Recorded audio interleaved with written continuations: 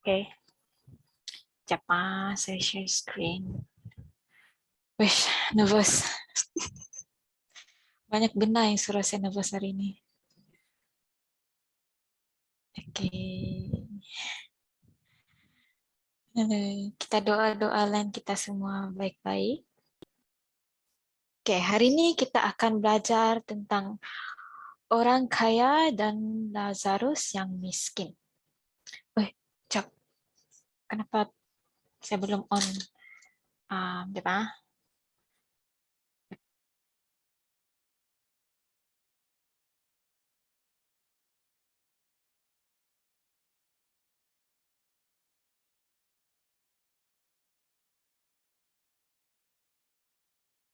Oke. So, pelajaran kita hari ini terdapat dalam buku Lukas 16 ayat 19 hingga 31. So, harap semua kita sudah bersedia dan membuka Alkitab masing-masing untuk dijadikan rujukan. Dan masa Boboy bagi tajuk nih, saya ada sedikit nervous lah sebenarnya. Nih, sebab saya masa tuh baca sekali imbas, banyak yang saya tidak paham lah. Tapi lepas saya kaji-kaji, dan malam ini kita belajar sama-sama lah kalau ada pertambahan ataupun apa-apa harap kita sama-sama dapat kongsikan. Oke, oke. Kalau kita lihat tajuk di sini kan orang kaya dan Lazarus yang miskin. Apakah yang terlintas dalam pikiran kita ketika kita melihat tajuk dia? Orang kaya dan Lazarus yang miskin. Yang first saya terlintas lah, kenapa dia letak nama Lazarus? Yang first saya terlintas dalam pikiran saya, kenapa dia letak nama Lazarus? Kenapa orang kaya itu tiada nama? Itu yang terlintas dalam pikiran saya. Tapi kita akan belajar dengan lebih dalam. Kita lihat ayat yang pertama dulu. Kita lihat ayat Lukas 16 ayat 19 sampai 21. Jadi saya ingin saya mau cakap seorang-seorang. Jadi saya minta mungkin Remy bolehkah? Boleh baca dari screen ini terus Lukas 16 ayat 19 hingga 21. Bolehkah Abang Remy? Oke, boleh. So, Lukas pasal 16 ayat yang ke-19 hingga 21. Ada seorang kaya yang selalu berpakaian jubah ungu dan kain halus, dan setiap hari ia bersukaria dalam kemewahan. Dan ada seorang pengemis bernama Lazarus, badannya penuh dengan borok, berbaring dekat pintu rumah orang kaya itu, dan ingin menghilangkan laparnya dengan apa yang jatuh dari meja orang kaya itu. Malahan anjing-anjing datang dan menjilat boroknya. Oke, thank you Remy. Oke, mari kita lihat ayat 19 dulu. Di sini diceritakan tentang ada seorang kaya yang selalu kita highlight perkataan selalu di sini, berpakaian jubah ungu dan kain halus. Kita tahu kalau dahulu kan orang yang kaya aja mampu menggunakan pakaian yang jubah ungu dan kain yang halus nih, cuma orang kaya aja. Macam kalau kita lihat sekarang maybe orang yang menggunakan kereta yang mewah-mewah, so kita terus tahu orang itu adalah orang kaya. Begitu juga dengan dahulu. Kalau kita lihat ada orang yang berpakaian jubah ungu dan kain yang halus, pakaian yang sangat quality dia sangat tinggi, kita terus automatic kita tahu orang itu adalah orang yang kaya. Dan apa yang menarik di sini adalah bukan pada certain hari, bukan pada certain event, tapi dia selalu berpakaian, maksudnya everyday lah nih, boleh dikatakan everyday dia berpakaian seperti ini dan seolah-olah itu adalah pakaian harian dia lah. Dan ini menunjukkan boleh kita gambarkan betapa kayanya orang ini. Dan setiap hari ia bersukaria dalam kemewahannya. Boleh kita di sini pun menyatakan setiap hari dia bersukaria dan kemewahannya, seolah-olah hidup dia itu tiada sehari pun dia merasa bosan. Dia tidak pernah sehari pun dia tidak pernah berpesta. Begitulah gambaran dia orang kaya itu. Okay? Dan ayat 20 kita lihat. Dan ada seorang pengemis bernama Lazarus. Tapi orang kaya yang tadi tidak dimention nama dia. Tuhan hanya menyebut dia seorang yang kaya. Dan sini mengatakan dan ada seorang pengemis bernama Lazarus. Lazarus ini bukan Lazarus, tidak sama dengan Lazarus yang dibangkitkan. Cerita Lazarus yang dibangkitkan ini bukan orang yang sama. Jadi badannya penuh dengan borok, berbaring dekat pintu rumah orang kaya itu. Dan ingin menghilangkan laparnya dengan apa yang jatuh dari meja orang kaya itu, malahan anjing-anjing datang dan menjilat boroknya. Ayat 20 dan 1 ini menceritakan tentang detail. Di sini dibagi tahu dengan, boleh saya katakan dengan sangat detail keadaan pengemis inilah. Kita lihat di sini keberadaan orang miskin pengemis ini adalah di hadapan dekat pintu rumah orang kaya itu. Dan ada sesuatu yang menarik tentang keberadaan Lazarus ini, dan nanti saya akan explain sedikit. Dan keadaan orang ini bukan hanya dia miskin, tetapi dia sangat, boleh dikatakan sangat badan dia tidak sehat dengan borok, dan malah kalau lihat ayat 21, anjing-anjing datang dan menjilat boroknya. Dan saya percaya orang ini sudah tidak mampu untuk menghalau anjing-anjing ini. Dan dahulu, pada zaman dahulu lah, di kawasan timur, anjing-anjing ini sangat famous dengan memakan bangkai-bangkai lah, bangkai-bangkai. So, lihat bagaimana teruknya keadaan orang miskin ini. Sehingga kan dia membiarkan anjing itu menjilat borok-borok di kulit dia lah, dan ingin menghilangkan laparnya dengan apa yang jatuh dari meja orang kaya itu. Sangat menariklah tentang karakter detail tentang orang kaya ini. Kita boleh lihat bahwa makanan dia berkelimpahan, sehingga kan ada sisa-sisa makanan tersebut jatuh dari meja, cukup untuk memberi makan Lazarus yang miskin ini. Maksud dia bukannya orang kaya ini bagi dengan sengaja tapi jatuh dari meja. Dia maksudnya makanan orang kaya ini sudah berlebihan. Oke. Saya just explain briefly dulu. Ayat yang seterusnya dalam Lukas 16 ayat 22 hingga 23. Mungkin saya minta Krista boleh bacakan. Ada Krista. Saya kan. Oke. Ya. Oke. Lukas 16 ayat 22 hingga 23, ayat ke-22. Kemudian matilah orang miskin itu, lalu dibawa oleh malaikat-malaikat ke pangkuan Abraham. Ayat 23, orang kaya itu juga mati, lalu dikubur, dan sementara ia menderita sengsara di alam maut, ia memandang ke atas, dan dari jauh dilihatnya Abraham dan Lazarus duduk di pangkuannya. Oke, thank you. Oke, di sini cerita ini terus melompat kepada kehidupan selepas kematian Lazarus dengan orang yang kaya tadi. Kalau kita lihat di sini kan ayat 22, kemudian matilah orang miskin itu, lalu dibawa oleh malaikat-malaikat ke pangkuan Abraham. Tengok apa perbezaan dia dengan orang kaya ini. Orang kaya itu juga mati, lalu dikuburkan. Dan sementara ia menderita sengsara di alam maut, ia memandang ke atas dan dari jauh dilihatnya Abraham dan Lazarus duduk di pangkuannya. Jadi bukan bermaksud orang yang miskin ini ketika dia meninggal tidak dikuburkan, tapi mungkin tidak semewah acara pengemumian dia tidak semewah yang dilakukan untuk orang kaya ini. Saya percaya ketika orang kaya ini mati, mesti upacara pengemumian dia sangat mewah lah. Tetapi apa kesudahan dia sangat berbeza. Kehidupan dua orang ini sebelum dia mati dengan selepas mati sangat berbeza, ataupun boleh dikatakan bertukar. Karena di sini kita lihat ayat 22 kan dibawa oleh malaikat-malaikat ke pangkuan Abraham. Dan saya ada cari tentang pangkuan Abraham ini. Kenapa dia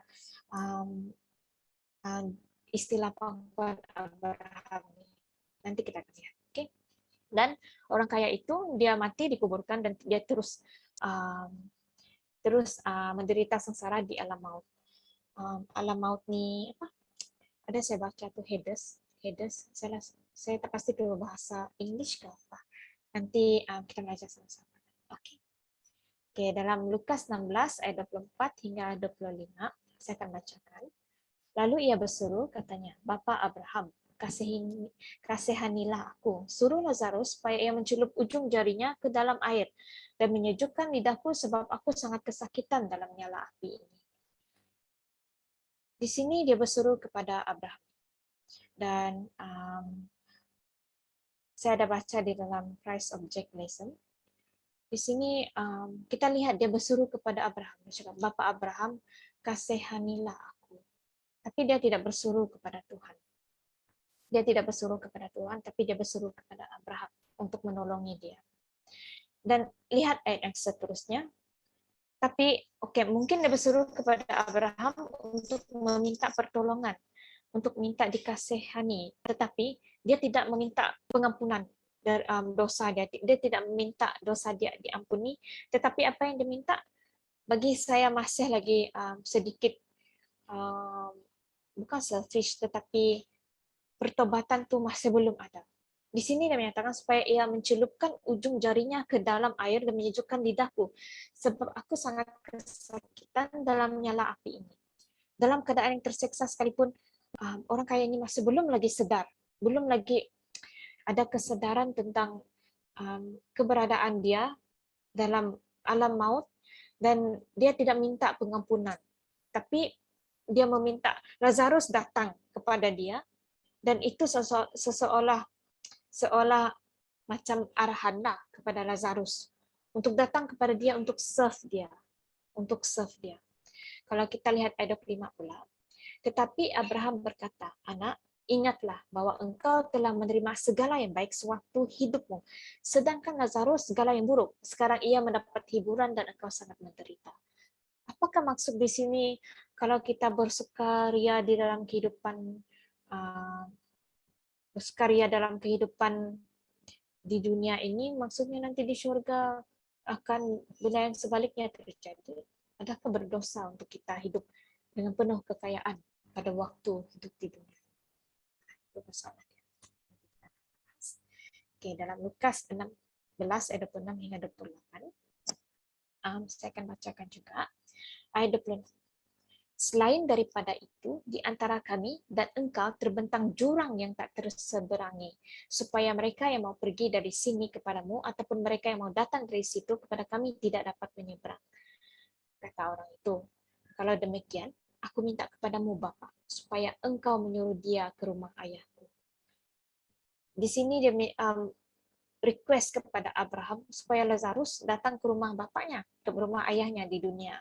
Saya dicakap sebab masih ada 5 orang saudaraku, sibling dia, supaya ia memperingati mereka dengan sungguh-sungguh agar mereka jangan masuk kelak ke dalam tempat penderitaan ini.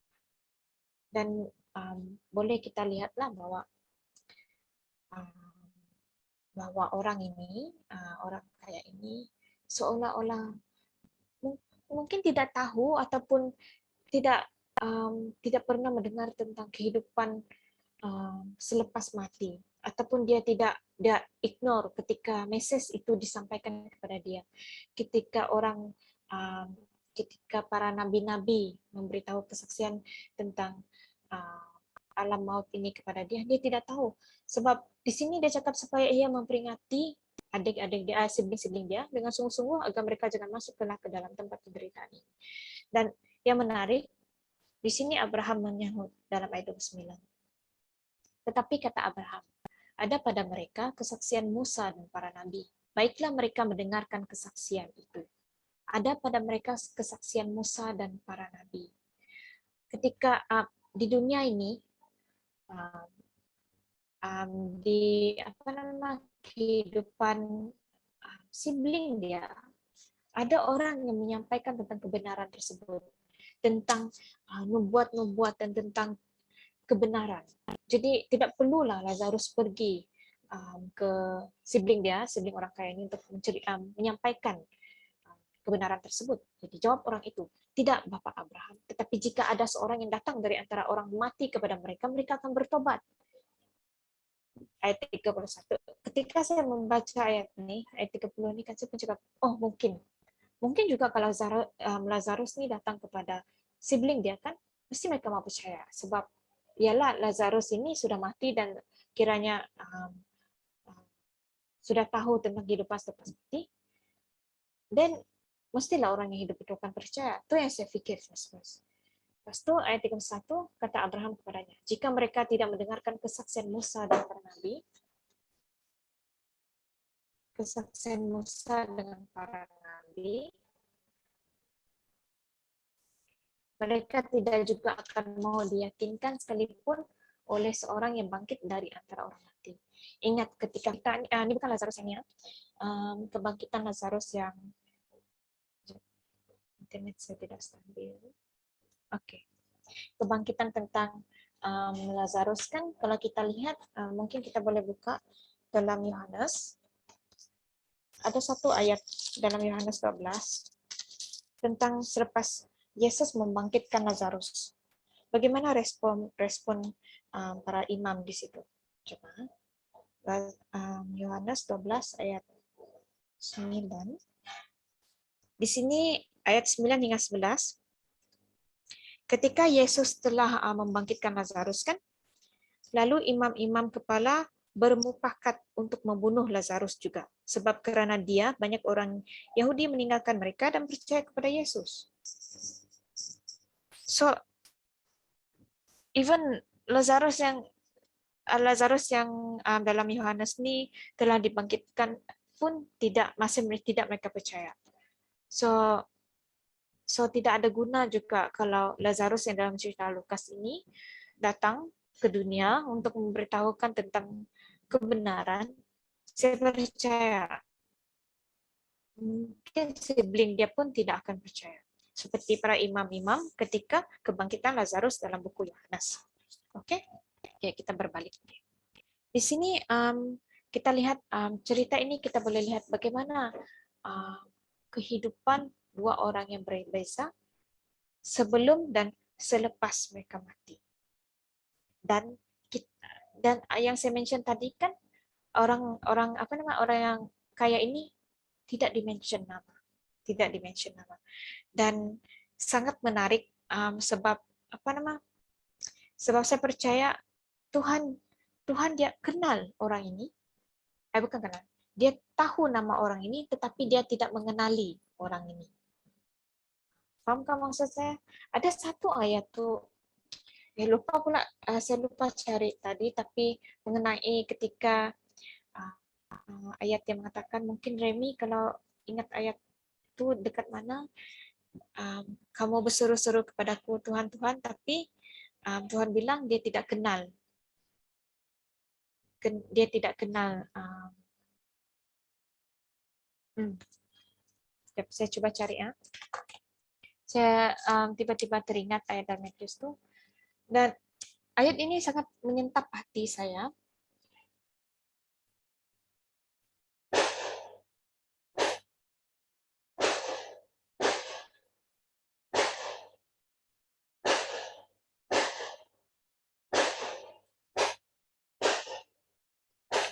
Sekalipun kita berseru kepada Tuhan,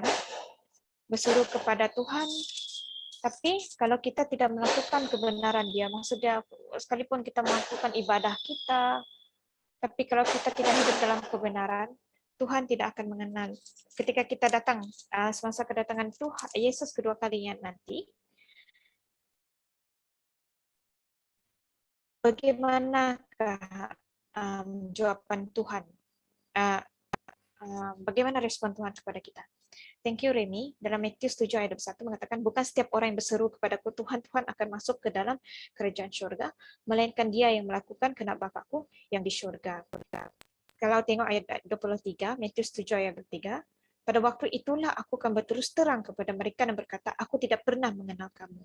Enyahlah daripadaku, kamu sekalian pembuat jahat. Mungkin Tuhan kenal nama orang ini, tetapi dia tidak mengenali dia. Maksudnya Tuhan tidak ingin mengaku untuk mengenali orang kaya ini. Dan ini sangat menarik lah. Dia tidak mention pun nama orang kaya ini. Dia just cakap ada seorang kaya yang selalu berpakaian juga.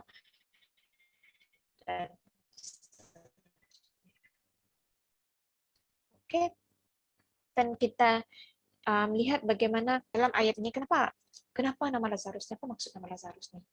Lazarus ini ada maksud nama dia, yaitu God has helped, ataupun Allah adalah pertolonganku. Itu bermaksud nama Lazarus dalam Lukas. Oke. Kalau kita soalan saya tadi kan, adakah salah untuk hidup sebagai orang kaya? Takkanlah Tuhan, kalau kita pikir, takkanlah tidak adil, betul, karena bagaimana orang itu hidup dari lahir sudah dalam keluarga yang kaya. Kalau kita perhatikan dalam cerita ini kan, tidak dimention pun kesalahan orang kaya ini, tidak dimention pun kesalahan yang terang-terang. Tidak dimention dia ada membunuh, tidak dimention dia ada mencuri, tidak ada dimension dia berzina, tidak dimention dosa yang terang itu. Tetapi kalau kita perhatikan ayat 20. Di sini Lazarus berbaring dekat pintu rumah orang kaya itu. Ini kalau kita lihat adalah mampu untuk orang kaya ini untuk menolong Lazarus. Sangat mampu dengan kekayaan dia. Itu saya cakap ayat 21 tadi kan, dengan makanannya berlimpah-limpah, tidak ada kebelas kasihan dalam hati orang kaya ini untuk menolong Lazarus. Tapi lihat, orang mati ini dia juga ada baik dah. Dia tidak menghalau Lazarus dia tidak menghalau Lazarus ini dari depan pintu rumah kita. Bayangkan kita kalau depan pintu rumah kita ada orang yang macam miskin, dengan kotor-kotor, dengan penyakit, pasti kita merasa tidak selesa dan tidak selamat. Pasti mungkin ada setengah orang dalam mindset kita mengatakan orang kaya ini akan menghalau dia, tapi Lazarus tidak dihalau. Jadi kenapa dia tidak masuk? Kenapa dia tidak, kedudukan dia selepas mati tidak sama dengan orang miskin? Dan ini adalah merupakan sesuatu yang kita tidak sadar kita lakukan. Kadang ignorance. Kita tidak melakukan dosa yang besar. Kita tidak mencuri, tidak berzina. Tapi kadang-kadang kita tidak melakukan kewajiban kita, yaitu perintah Tuhan, yaitu kasihilah sesama manusia seperti dirimu sendiri. Itu perintah Tuhan yang penting juga. Ketika kita menjadi manusia yang ignorance, itu adalah saya tidak tahu lah itu dosa apa, tapi kalau lihat dari cerita ini, itulah sikap orang kaya, dia ignorance. Dia mungkin Lazarus diletakkan dipertemukan Tuhan dengan orang kaya ini dengan mengharapkan orang kaya ini dapat membantu Lazarus. Mungkin ini adalah panggilan bagi orang kaya ini untuk membantu Lazarus. Sebab dalam kehidupan kita kan, Tuhan meletakkan kita di sesuatu tempat, itu mungkin adalah karena panggilan. Tuhan inginkan mungkin panggilan untuk kita bersaksi dengan talenta yang kita ada, dengan harta yang kita ada. Menjadi kaya itu tidak salah dan tidak berdosa. Tetapi bagaimana kita mengendalikan sesuatu yang Tuhan berikan dalam hidup kita, itu yang menentukan kehidupan kita. Adakah kehidupan kita ini berkenan di hadapan Tuhan ataupun tidak? Sebab ketika kita mempunyai kekayaan itu seperti orang ini, berapa banyak orang yang dapat ditolong? Berapa banyak orang yang dapat ketika dia berkongsikan berkat itu dengan orang lain? Dan ini cuma Lazarus saja. Dan inilah banyak yang terjadi dalam kehidupan kita, bukan cuma dari segi kekayaan, dari segi uang, tetapi dari segi pengetahuan kita di dalam Alkitab, dari segi pemakanan kita, bagaimana kita membantu orang di sekeliling kita, mungkin stranger, seperti Lazarus yang orang kaya ini, tidak related pun, bagaimana kita approach mereka yang memerlukan. Mungkin kita tidak kaya, tetapi mungkin kita lebih mampu dari orang lain, lebih mampu dari orang yang kita kenal. Kita boleh tolong mereka. Dan contohnya, kalau kita Salah satu contohnya kalau kita mempunyai pengetahuan yang lebih di dalam Alkitab, janganlah kita menyimpan dia untuk diri kita sendiri, tapi kongsikan pelajaran itu. Itu juga merupakan salah satu bagaimana kita menunjukkan kasih kepada orang di sekeliling kita. Okay?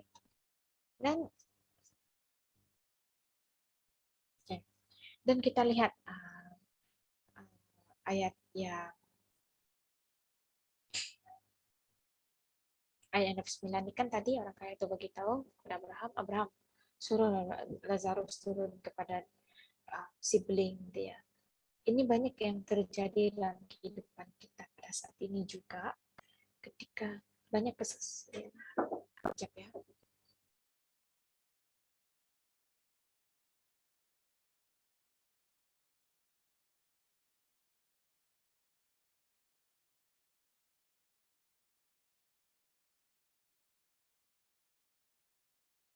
Ya. Maaf. Oke. Banyak antara kita telah diberikan kesaksian secara percuma. Even contohnya kalau kita cakap, oh saya tiada Alkitab di dalam di rumah, ataupun oh saya tiada sahabat untuk Bible study. Tapi sangat banyak material yang boleh kita temui di dalam dari WhatsApp, banyak orang send di dalam grup, even di Facebook, YouTube, dan tiada halangan untuk kita mencari kebenaran tersebut. Jadi tidak ada alasan. Mungkin kita belum sedar, mungkin orang kaya ini dia seolah hati dia tertutup daripada kebenaran tersebut. Sebab kalau kita lihat kan dia seolah-olah tidak tahu tentang kehidupan selepas mati ini, tentang kebenaran, tentang membuat.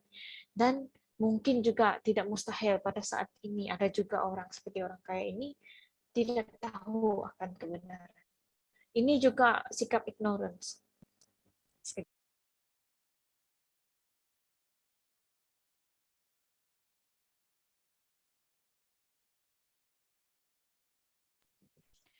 Oke, maafkan saya. Oke, dan ini juga merupakan sikap ignorance yang mungkin banyak kita alami juga ketika orang memberitahu tentang kebenaran, kita tidak kisah. Kita tidak kisah untuk mengkaji kebenaran tersebut. Oke, dan ini juga bukan teguran untuk saya juga, sebab nah, itulah.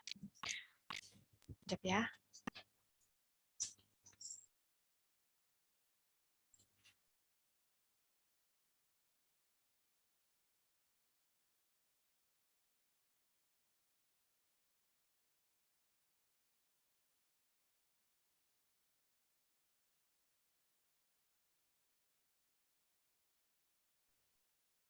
Oke, maafkan saya banyak gangguan.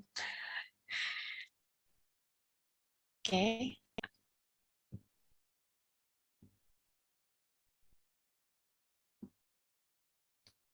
Oke, jadi di sini saya ingin mengatakan bagaimana Lazarus ketika dia berada di hadapan pintu orang kaya ini, itu adalah perkara yang kecil. Seperti dalam Lukas 16 ayat 10 mengatakan, barang siapa yang setia dalam perkara yang kecil, Tuhan akan berikan perkara yang besar. Dia akan setia dalam perkara yang besar. Jika orang kaya ini kiranya care pasal Lazarus yang menagih kasih di depan rumah dia, pasti Tuhan akan memberikan sesuatu yang besar untuk orang kaya ini. Sebab kalau kita lihat kan terlalu banyak cara orang kaya ini, sebab kebiasaannya kalau kita diberi harta kekayaan, itu menjadi merupakan saluran yang mudah untuk kita mengabarkan perkabaran Injil, tidak dinafikan. Walaupun mungkin, tapi mengapakah dalam Alkitab quite banyak juga mengatakan tentang orang kaya? Kadang-kadang kita ini tidak semua, tapi mungkin kebanyakan kalau orang sudah berduit dan kaya raya yang sangat.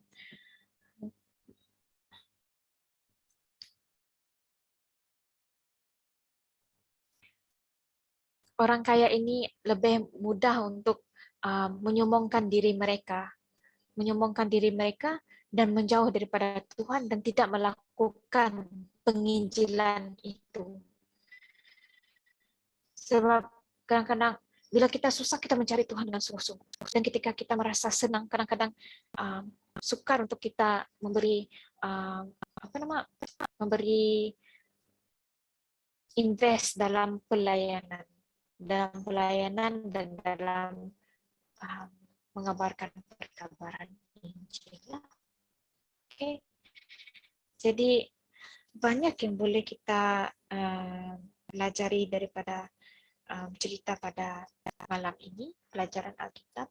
Dan mungkin kalau ada soalan kita boleh tanya selepas ini. Mungkin itu saja dari saya. Saya serahkan